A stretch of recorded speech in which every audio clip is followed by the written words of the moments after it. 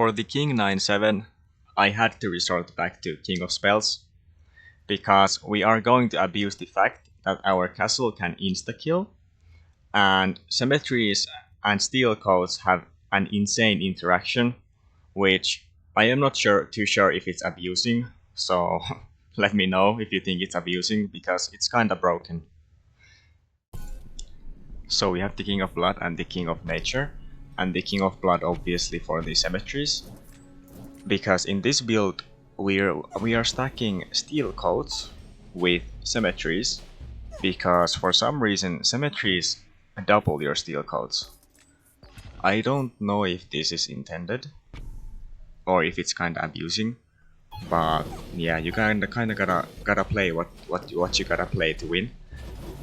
And our starting hand wasn't the best. We didn't get wizards or library in our starting hand, but it didn't matter, I still played with it, because offering allows us to now play multiple cards in a turn, and now suddenly we're gonna have 2 libraries with the steel codes, and we're kinda back.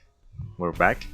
And I did make a misplay here. I should have played the other earthworks, but I didn't, and I made a lot of misplays in this run for the sole reason of I was watching YouTube, because this build is so boring that I just couldn't play it without watching YouTube or something. And if you wanna keep up with the early game, you need static fields on your first Royal Decree. And yeah, this build is it's insane, our RNG. It's RNG on top of RNG. You can get unlucky with the library procs.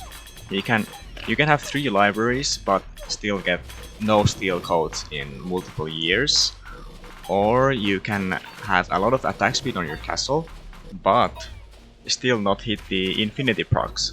So yeah, that's why the build is so boring. It's kind of just full RNG based, but if you want to win the later levels, then I mean, try it out.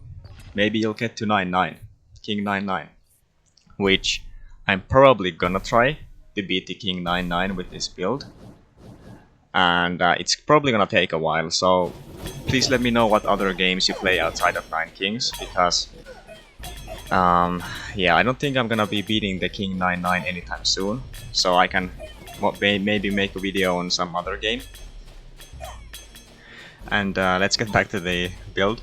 So you want to have 1 symmetry early on, because if you have only units, only steel coded units early on, they're not gonna be able to tank alone. So you want to have at least 1 symmetry, and later on then, when you have more steel codes and you're kinda set for the late game, you just want to start replacing your libraries with more symmetries, because when you have, let's say, 100 steel codes on your unit, then you have as 1 symmetry, then you basically have 200 steel codes, because the steel codes from your units transfer to the symmetry units. And then when you have 4 symmetries around the 100 steel code unit, you actually have 500 steel codes in total. So yeah, the symmetries are kinda insane, but still, you can get unlucky. Very unlucky with the castle procs. I have had insane runs with very good starts, but then if you don't hit your castle procs, it doesn't matter. Like in this round, I could have easily won this round if I got good castle procs, but I just, for the life of me, couldn't hit those castle procs here, and yeah, I ended up losing a life, which actually was my only life that I lost. So I could have won this this king difficulty with 3 lives left. That would have been insane. But still, I have been so lucky with the run anyways that I can't complain. I can't complain. And you usually want to have 2 stacks of units stacking steel codes, because ranged and melee units have a very different job. Melee units are gonna kinda bring the enemy melee units together and stack them together, so your castle gets very amazing value. And then ranged units are very important against the King of Spells alone, because King of Spells wizards are kinda very separated. But when you have ranged units, the enemy wizards have to walk forward and then they stack up. But as you can see here, because I only have wizards myself, I kinda spread the enemy melee units around. Like they're not stacked together nicely for my castle. And that's why you also want to have melee units. I did not get to stack another stack of units in this game because I took King of Greed, and that's why I didn't get another steel coat. But King of Greed it's the easiest enemy, and it gives a ton of attack speed. And later on, when you have a lot of steel coats, the only thing that matters is your castle's attack speed. Because even you can have thousands of steel coats, but if your castle does not have enough attack speed, you're just not gonna kill the enemies fast enough. And yeah, the enemies are spreading around pretty badly for my castle. But yeah, we're so ahead that it doesn't really matter.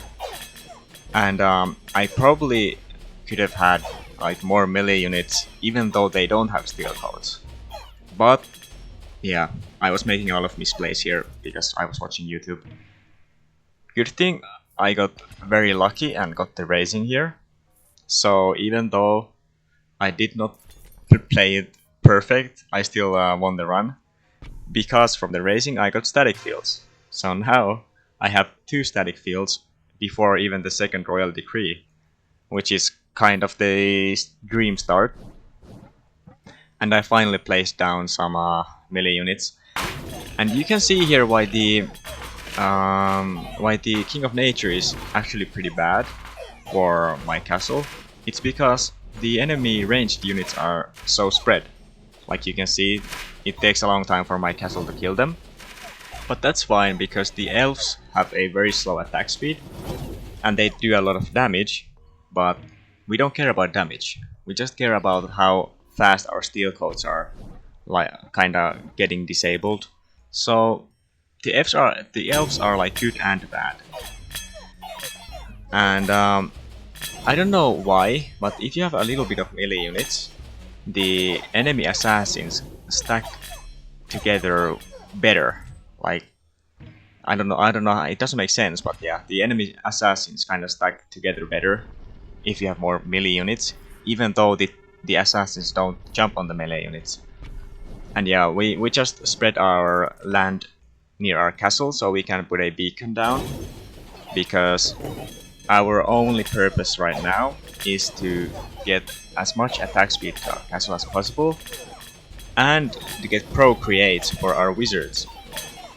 So King of Nature here was actually very good on this specific run, because we only have 1 stack of units stacking the steel coats, and procreate allows our units to go crazy, because you know, getting 9 extra units with 100 steel coats with cemeteries around the unit, it's gonna like multiply your steel coats by a lot. So even 9 units is like, it's crazy good. And as you can see there, our wizards stack the enemy wizards pretty well, because the enemy wizards have to walk forward, and now they're stacked way better. Like you can see, our wizards are like, they have a gap between them, and the enemy wizards also would have had a gap between them, but they had to walk forward, so they stack together very well. And that's why having ranged units is very important. And getting a 3rd static fields here is kind of unfair, because now we have 3 static fields on year 14. So this is probably not a good representation of this build, because it's so lucky. But I mean, I guess win is a win at the end of the day. And now we just need to get a royal decree called re-enchant that doubles up our enchants. So that's another layer of luck to this build. You need to get static fields early to scale fast enough, and then you need to get the re-enchant that doubles your enchants later on. because the later on you get the doubles your enchant royal decree, the better it is, because then you have more enchants. And here we just look for over invests because, you know, more attack speed. So that's why the King of Greed is amazing. I think we have like 6 or 7 over invests in this game, and our castle is gonna get to like it's gonna get to like 15 attack speed per second. So yeah, King of Greed is amazing, but I wish we had the King of Nothing to get more steel codes, to get more units that I can stack steel codes on. But it's okay, because the King of Nature was very kind to us, and it gave us a lot of procreates.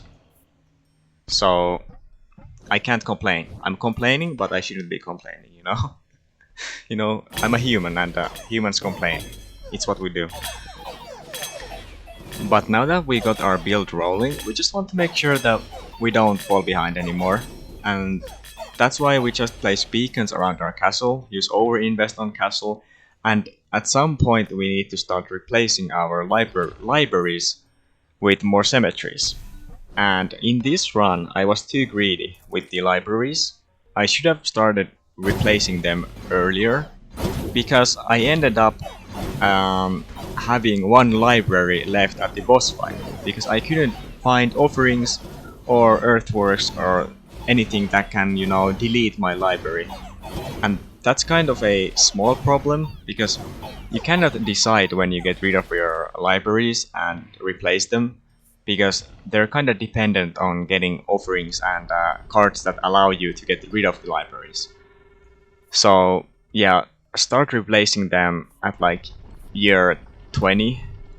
Like here I replace one of the libraries, and then at like year 25 maybe replace another one. But yeah, I'm greedy, and also I'm a human, so humans are also greedy.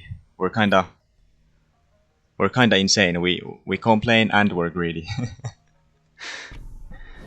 But we have like over 50 steel coats already, which is crazy, and we have 8.5 attack speed on our castle. So we're on year 20, and we have over 8 attack speed and almost 60 steel coats, and we're still scaling, you know. We still have like over 10 years left, and if we can get the re-enchant royal decree now, then we're kinda good. And yeah, I'm leaving to another city this weekend, so I was thinking that maybe I should make a video on how to get to year 99 plus, like with a build that doesn't require a good PC, because I see a lot of people getting to like year 1000 with rats or something. But you know, if you're going rats, then you just have to have a good PC. So let me know if that would be something you're interested in. And here I got the re-enchant, so I kinda knew the run was over here, because now that the re-enchant doubled our steel cost to 120, our cemeteries also have 120 steel coats. And right there I probably should have used the offering on my library, because I had so many steel coats already that the steel coats are not gonna be a problem now. It's just about how many units we have, and cemeteries obviously also double the amount of units I have. So yeah, I should have just used offering on my libraries and then replace them with cemeteries. But yeah, I'm greedy. King of Greed is my me for real. But yeah, I don't think I will be able to beat King 99 in anytime soon. So I gotta start thinking about other videos I can make, maybe other games or other challenges for 9 Kings. So let me know if you have some ideas. And because the King of Greed is, I think it's the easiest boss, and in the late game it's also, the fights are very easy, while it also gives me attack speed and etc. I want to make sure that in the make peace with the king. That I want to make sure that I make peace with the king of nature or king of blood, because the king of greed is kind of a free boss fight. So yeah, we're pretty lucky to have king of blood and king of greed at the finale. And mortgage is also, it's amazing on the libraries, because every time I place down a library, it becomes level 2 automatically. So when I use a mortgage on that library, I get 90 gold, and with the earthworks, I still could replace the library easily.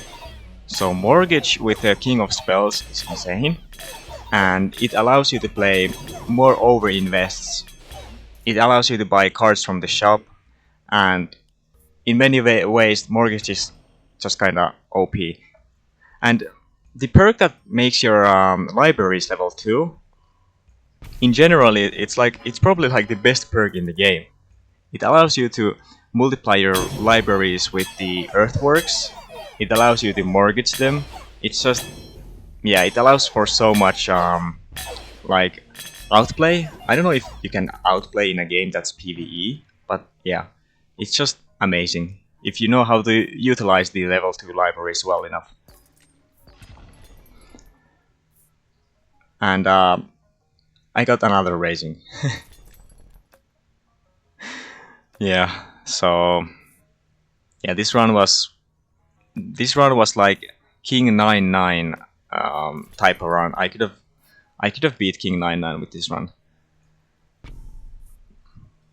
And from the raising, I didn't get anything insane, but that's fine because we're kinda set for the game already with the 3 static fields and the re-enchant. I mean, so I just took the overworks because at least our castle kind of scales more from the beacons, so it's better than nothing. But imagine if we got like re-enchant from that raising too, and then re-enchant later on also. That would have been crazy. But that would have also been almost been a little overkill. But I also wonder what the raising does to the plots. Is it just like a void of nothingness, or is it just like a big hole? But I guess we'll never know. You can go take a look what's down there.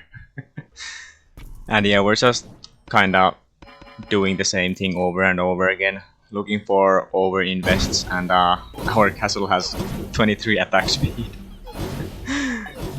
Oh lord, our castle is gonna have like 30 attack speed by the boss fight, which is it's not normal, let's say that. So yeah, this run is kinda something else. And I should have probably looked for offering to use on my library, but yeah, it doesn't really matter what we do as of this point. I could just, you know, press continue and wait for the boss fight. But this build, do you consider it abusing? Let me know, because I'm not too sure if the symmetries are supposed to work this way. So I don't know if it's like doubling your steel coats on purpose, or is it just kind of a mechanic that's kind of accidentally working this way, or is it just, yeah, abusing? I don't think the build is supposed to work this way because it's kind of silly. It's just RNG. It's RNG on the library procs. How many steel coats you get? In which order do you get your royal decrees? Do you get the static fields early on and the re-enchant later on, or other way around? Do you get re-enchant early on and you kind of lose the run? And here I got nothing, but it didn't really matter. I was so far ahead that, you know, we didn't even need the royal decree, which is insane. This is King 9-7, and we don't even need a royal decree. So yeah, that's not okay. That's not okay. So I don't think symmetries are supposed to work this way, but yeah, they are, and if you want to win, you kind of have to do what you gotta do. I should have taken the mortgage there, I think, because I could have gotten 90 gold from my mortgage, while I also would have finally gotten rid of my last library.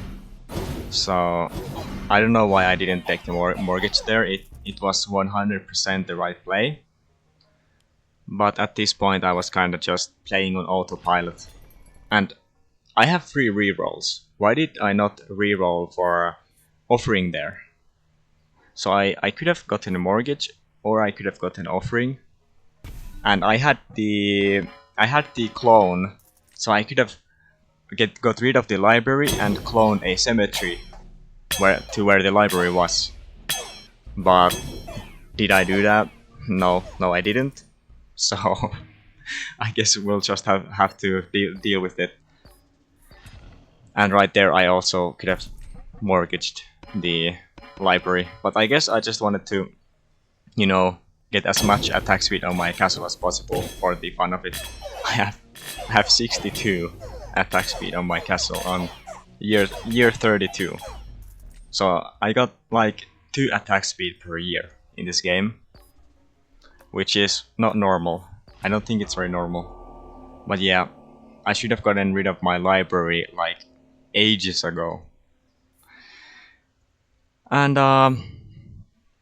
yeah, we're against the King of Greed, which we should be able to win pretty easily.